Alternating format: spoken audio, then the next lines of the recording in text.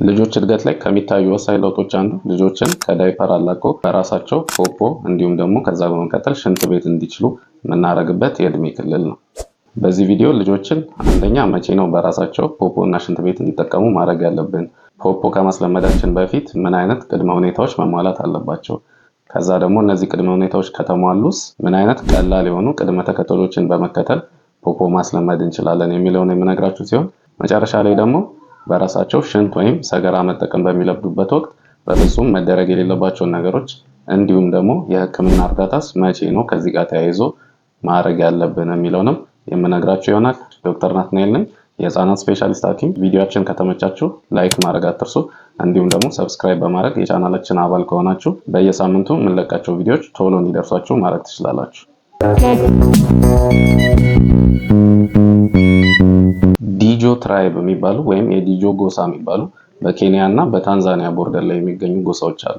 እነዚህ ጎሳዎች ልጆችን ገና ከመጀመሪያው ሳምንቶቻቸው ጀምሮ ሽንትና ሰገራ በራሳቸው እንዲቆጣጠሩ ማስለመድ ባህላቸው ነው። ይህንን የሚያደርገው የቤተሰብ አባል ወይንም ደግሞ ብዙ ጊዜ ታላላቅ እህቶች ሲሆኑ ልጆች ላይ ሽንት ወይም ሰገራ የመምጣት ምልክት ሲያዩ መነጫነጭ ሊሆን ይችላል፣ መንፈራገጥ፣ ፊታቸው ላይ የተለየ ነገር ካስተዋሉ ወዲያው ወደሚጠቀሙበት እቃ ይወስዷቸውና እዛ ላይ እንዲጠቀሙ ትዕዛዝ በሚመስል መልኩ ይነግሯቸዋል ማለት ነው።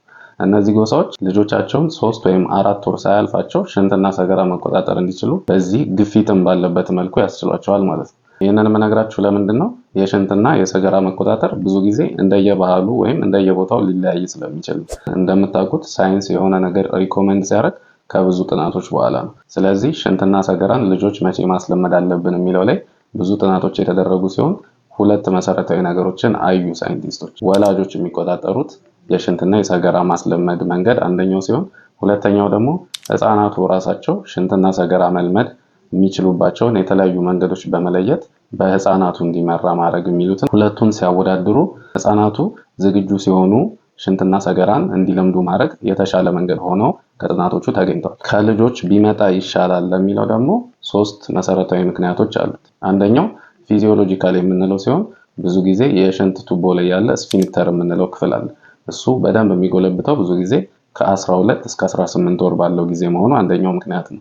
ሁለተኛው ደግሞ የልጆች የእድገት ደረጃ ነው። የእድገት ደረጃ ማለት ልጆች በራሳቸው ተነስተው ሄደው ፖፖ ላይ መቀመጥ የሚችሉት መቼ ነው? ልብሳቸውን ከፍና ዝቅ ማድረግ የሚችሉት መቼ ነው?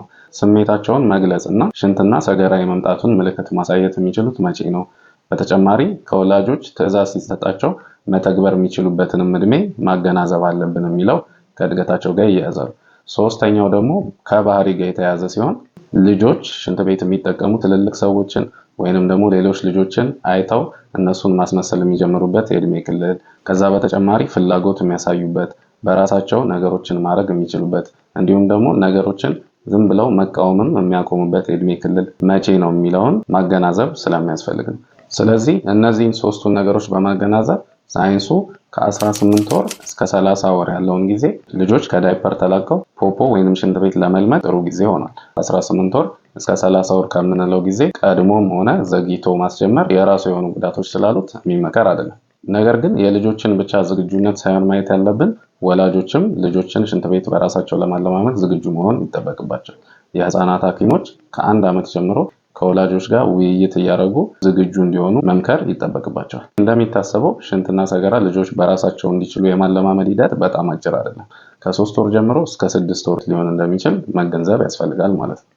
እስካሁን ካልናቸው ነገሮች በመነሳት 5 ልጆች ዝግጁ መሆናቸውን የምናውቅባቸውን መንገዶች እነግራቸዋለሁ። የመጀመሪያው ልጆች ካካ ወይንም ሽንት ሳያረጉ ለ2 ሰዓት መቆየት ከቻሉ የመጀመሪያው ነው።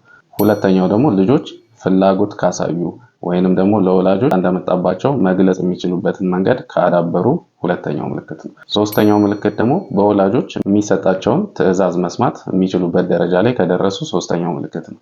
አራተኛው ደግሞ ዳይፐር ወይንም ዳይፐር ሲረጥብ ሰገራ ሲኖረው የመቅፈፍ ወይም የመደበር አይነት ምልክት ማሳየት ከጀመሩ እሱም አንደኛው የዝግጁነታቸው ምልክት ሲሆን የመጨረሻውና አምስተኛው ደግሞ ቤተሰብ ውስጥ ያሉ ሌሎች ልጆችን ወይንም ደግሞ ወላጆች ሽንት ቤት ሲጠቀሙ እንደነሱ ለማድረግ የመፈለግ ምልክት የሚያሳዩም ከሆነ እነዚህ 5 ምልክቶችን በዋነኝነት ለዝግጁነታቸው ማየት ያስፈልጋል ማለት ነው። እነዚህን ምልክቶች አሳዩን፣ ከዛ ምንድነው ማድረግ ያለብን የሚለው ሁለተኛው ጥያቄ ነው የሚሆነው። ስለዚህ ካሳዩ በኋላ በቅደም ተከተል የምንከተላቸው ደረጃዎች ይኖራሉ ማለት ነው። የመጀመሪያው ተለዋዋጭ ያልሆኑ ወይም ሁሌ የምንጠቀማቸው ቃላት መኖር አለባቸው።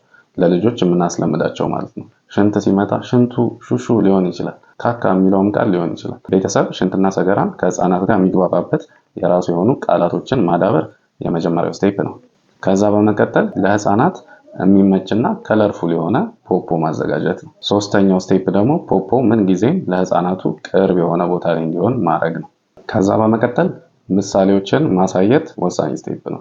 ይህም በፎቶ ወይም በቪዲዮ ሌሎች ልጆች ሽንት ቤት ሲጠቀሙ የሚያሳዩ ነገሮችን ወይንም ደግሞ ሌሎች ህፃናት ወይም ቤተሰብ ሽንት ቤት በራሱ ሄዶ ሲጠቀም ማሳየት አንደኛው ስቴፕ ነው። ከዛ በመቀጠል ልጆች ተመቻችተው ሽንት ቤት እንዲጠቀሙ ማድረግ። ለብዙ ሰዓት ባይሆንም መጽሐፎችን፣ መጫወቾችን ይዘው ሽንት ቤት የሚጠቀሙበትን መንገድ ማመቻቸት። የሚቀጥለው ደረጃ ደግሞ ፖፖ ለሽንትና ለሰገራ የተዘጋጀ መሆኑን እንዲያውቁ ማድረግ ነው። ያንን የምናደርገው እንዴት ነው? ለምሳሌ ዳይፐራቸውን ፖፖ ውስጥ ስናስገባ በማሳየት ሊሆን ይችላል።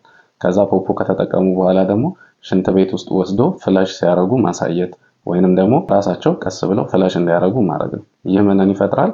ያ ፖፖ ወይንም ደግሞ ሽንት ቤቱ ለሰገራ የተዘጋጀ መሆኑን እንዲያውቁ ግንኙነት ወይም ኮኔክሽን የምንፈጥርበት መንገድ ይሆናል ማለት ነው። በቀላሉ የሚወልቁና የሚለበሱ ልብሶችን ለልጆች ማዘጋጀትም ወሳኝ ደረጃ ነው። በመቀጠል ደግሞ ፊክስድ የሆኑ ወይንም ደግሞ ተለዋዋጭ ያልሆኑ ሰዓታትን እንዲለምዱ ማድረግ። ይህም በየ2 በየ3 ሰዓት ፖፖ ጋር እንዲሄዱ ባይኖርባቸውም ማለት ነው። ከዛ በተጨማሪ ደግሞ ከናፕ በኋላ ሊሆን ይችላል። ከዛ በተጨማሪ ማታ ሲነሱ ሽንት ቤት ወይም ፖፖ ላይ ሄደው ካካ ለማለት እንዲሞክሩ ማድረግና ተመሳሳይ የሆነ ሰዓት እንዲኖራቸው ማድረግ በጣም ወሳኝ ስቴፕ ነው። ሌላኛው ደግሞ ከተጠቀሙ በኋላ በሶፍት ወይም በሌላ ነገር ሲጠርጉ ከፊት ወደ ኋላ፣ በተለይ ይሄ ለሴት ልጆች በጣም ወሳኝ ነው።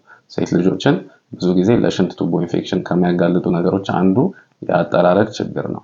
ከኋላ ወደፊት ሲጠረግ ሰገራ አላስፈላጊ ባክቴሪያዎችን ይዞ ወደ ሽንት ቱቦ በመግባት የሽንት ቱቦ ኢንፌክሽን ሊያመጣ ይችላል።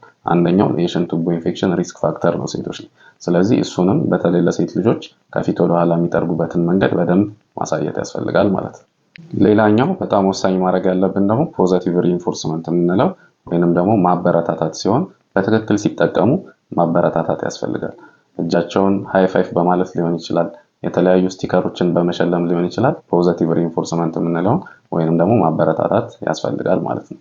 ከዛ በመቀጠል ልጆች ለአንድ ሳምንት ያህል ይህንን በትክክል ከለመዱ ዳይፐሩን ቀለል ወዳሉ ፓንቶች መቀየር ይቻላል ማለት ነው። ከዛ በመቀጠል እሱንም በደንብ ከቻሉ መቀመጫ ያለውን ሽንት ቤት በማስለመድ እግራቸውን ደግሞ ከፍ እንዲል የሆነ የሚረግጡበት ነገር በማዘጋጀት ከፖፖ ደግሞ ወደ መደበኛ ሽንት ቤት እንዲያድጉ ማድረግ ይቻላል ማለት ነው። በመቀጠል ከሽንት ቤት ማለማመድ ጋር በተያያዘ ወላጆች በፍጹም ማድረግ የሌለባቸው ነገሮች ምንድናቸው የሚለውን እነግራቸዋለሁ። የመጀመሪያው በጣም በፍጥነት እንዲለምዱልን መፈለግ ትክክል አይደለም። እንደነገርኳችሁ ከ3 እስከ 6 ወር የሚፈጅ አይነት ሂደት ስለሚሆን ቀስ ብሎ በፍቅር ተረጋግታችሁ ማስለመድ ያስፈልጋል። ሁለተኛው ኔጌቲቭ ፐኒሽመንት የሚባለው ነገር በፍጹም ማድረግ ያስፈልጋል። ፖፖ ካለመዱ መቅጣት ወይንም ደግሞ እንደ ስድብ አይነት ነገሮችን ማድረግ በፍጹም ተገቢ አይደለም። ይብስ እንዳይለምዱ ነው የሚያደርጋቸው ማለት ነው። ከዛ በተጨማሪ ደግሞ ከ2 እስከ 3 ሰዓት ብለናል። ከዛ በላይ በጣም የበዛ ማስታወስ የበዛ ወደ ፖፖ መውሰድም የባሰ እንዳይለምዱ የሚያደርግ ነገር ስለሆነ እሱንም ማድረግ አያስፈልግም ማለት ነው። ከዛ በተጨማሪ ሁልጊዜ የሚያለማምዳቸው የቤተሰብ አባል ለረጅም ጊዜ አካባቢያቸው ላይ የሚኖር ሰው መኖር አለበት። ቤተሰብ ሳይመቸው የሚቀያየር ከሆነ ወይንም ደግሞ ሰው የማይኖር ከሆነ ሽንት ቤት በራሳቸው እንዲለምዱ ከመጀመሪያውኑ ማስጀመር አያስፈልግም ማለት ነው። ሌላኛው ፍለሽ የሚደረጉ ሽንት ቤቶች ያሉበት ቦታ ላይ ልጆች ተቀምጠው ፍለሽ ማድረግ አንዳንዴ ድንጋጤ የሚፈጥርባቸውና ሽንት ቤቱን እንዳይለምዱ ያደርጋል። ስለዚህ ሲጨርሱ አንዳንዴ ራሳቸውንም በማሳየት ፍለሽ ማስደረግ እንጂ ተቀምጠው ፍለሽ ማድረግ አይመከርም ማለት ነው። ሌላኛው ደግሞ ሁልጊዜ ቀድሞ የሚመጣው በቀን ሽንት መቆጣጠር መሆኑን መገንዘብ ያስፈልጋል። ስለዚህ የመጀመሪያው ዓላማችን ቀን ላይ እንዲቆጣጠሩ ስለሆነ ማታ ማታ ካልተቆጣጠሩ ብለን ወዲያው እንዲለምዱ መጠበቅ አያስፈልግም። ብዙ ጊዜ ልጆች እስከ 4 ዓመት ባለው ጊዜ ቀን ሽንታቸውን እና ሰገራቸውን እንዲቆጣጠሩ እንጠብቃለን። የማታ መቆጣጠር ከ5 ዓመት በኋላ ሲሆን ዘገየ ብንልም አንዳንድ ልጆች ግን ማታ ላይ እስከ ተወሰኑ ዓመታት ሊቆዩ ይችላሉ እና ቀስ እያለ በራሱ የሚለቅም ሊሆን ይችላል። እነዚህም ወላጆች ማድረግ የሌለባቸውን ነገሮች ከነገርኳችሁ ከዚሁ ጋር የተያያዙ ደግሞ ሕክምና ሊያስኬዱ የሚችሉ ነገሮች የትኞቹ ናቸው የሚለውን እነግራቸዋለሁ። ስለዚህ አሁን እንዳልኳችሁ ሽንት አለመቆጣጠር ብዙ ጊዜ ከጠቀስናቸው ዓመታት ከቆዩ የሕክምና እርዳታ ማየትና ማማከር ያስፈልጋል። ከዛ በተጨማሪ ደግሞ ሽንትና ሰገራ እንዲለምዱ ቤተሰብ እየሞከረ ልጆች ግን ምንም አይነት ለውጥ የማያሳዩም ከሆነ በዚህ ጊዜ ለተወሰነ ጊዜ አቁሞ እንደገና መጀመር ሊያስፈልግ ስለሚችል ሐኪም ማማከር ያስፈልጋል ማለት ነው። ከዛ በተጨማሪ ደግሞ ሽንትና ሰገራ እንደሚቆጣጠሩ ያሉትን ምልክቶች አሳይተዋችሁ ነገር ግን ወደ ፖፖ ወይም ደግሞ ወደ ሽንት ቤቱ ለመሄድ የሚፈሩ ከሆነ ብዙ ጊዜ ለዚህ መንስኤዎቹ ከቤተሰብ ጋር የተያዙ ስትረስፉል ነገሮች ወይንም አካባቢ መቀየር ወይንም ደግሞ የሚያስፈራቸው የሆነ የተፈጠረ ነገር ሊሆን ይችላል። ከዛ በተጨማሪ ግን ልጆች ድርቀትም ኖሯቸው ሊሆን ስለሚችል የሕክምና ምክር ማግኘት ይመከራል ማለት ነው። በዚህ ቪዲዮ እንግዲህ ሰፋ ባለመልኩ ልጆችን ሽንት ቤት ማስለመድ እንዴት እንችላለን የሚለውንና ጊዜውንም ጭምር በዝርዝር አይተናል። ይህ ቪዲዮ ከተመቻችሁ እንደተለመደው ላይክ ማድረግ አትርሱ። ሰብስክራይብ አድርጋችሁ ደግሞ የቻናላችን አባል መሆን ትችላላችሁ። ዶክተር ናትናኤል ክፍሌ ነበርኩ፣ የህፃናት ስፔሻሊስት ሐኪም። ጥያቄዎች ካሏችሁ በኮሜንት ሴክሽናችን ላይ ያሳውቁን። ሰላም።